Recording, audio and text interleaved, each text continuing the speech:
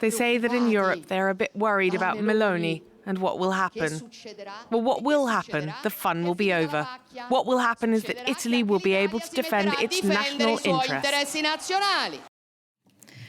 Well, for more now, our foreign affairs editor, Philip Turle, joins me on set. Philip, first of all, we just heard Meloni there talking about Europe. How has Europe reacted to this win?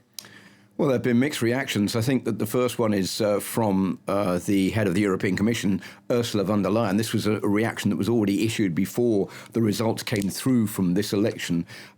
I think warning the Italian parties that the EU is watching this very carefully, and she said if the winner of the election, Giorgia Meloni, does not play the game and tries to go against the EU, then she said, quote, "we have tools." I think that's in reference to the EU Commission recommending the suspension of €7.5 billion worth of funding for Hungary over corruption.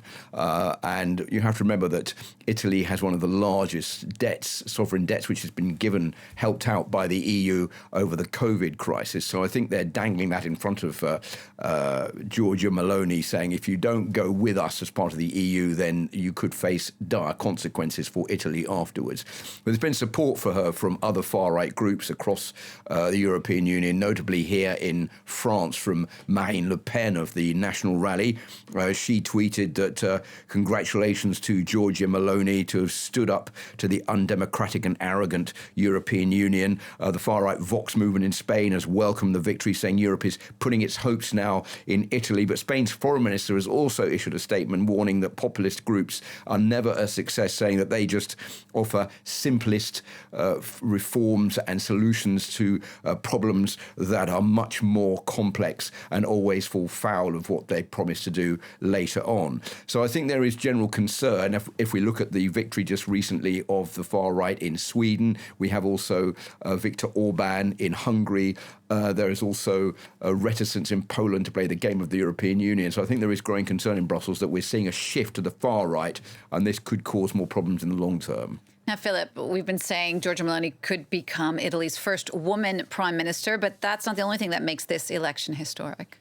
Well, that is true. It's come at a very difficult time for Italy. She will be, if she is prime minister, it looks as though she's going to be the first woman prime minister and the first one since who is in support of Benito Mussolini's policies from 100 years ago, taking power, the first far right since the end of the Second World War. But she's facing an awful lot of very difficult problems. First of all, how is she going to cope with the increasing demand in Italy for help in paying bills and petrol and all those products that are going up high? There's also unemployment at 7.9%. Inflation is galloping. It's up another 0.9% at 9.1%. There's also corruption. Italy is one of the most corrupt countries in the European Union. And the fact that she became a politician in the first place was due to her horror at the assassination of Judge Falcone back in 1992, where she pushed the door of the Italian social movement and said, I want to join to do something to help Italy. The Italian social movement, which was a far-right movement, which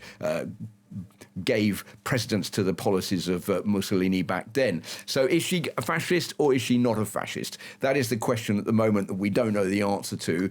There's one side, she is putting on this image of someone who is very far to the right, has not criticised Mussolini or gone against Mussolini, but has just made it clear that she wants to move on from there. She's criticised in the past the European Union, but has made it clear that she's not against staying in the Eurozone. She's also made it clear that she is in favour of keeping up sanctions against Russia and supporting Ukraine. So all of this leads one to believe that it's a bit of a difficult juggling act she's going to have to play. Now, if you look at these dates here, this is some of the important dates in her life. She was the first youngest ever female minister of youth under Silvio Berlusconi. She founded Brothers of Italy. That's the party that took its name from the opening line of the Italian national anthem in 2012. She became president in 2014.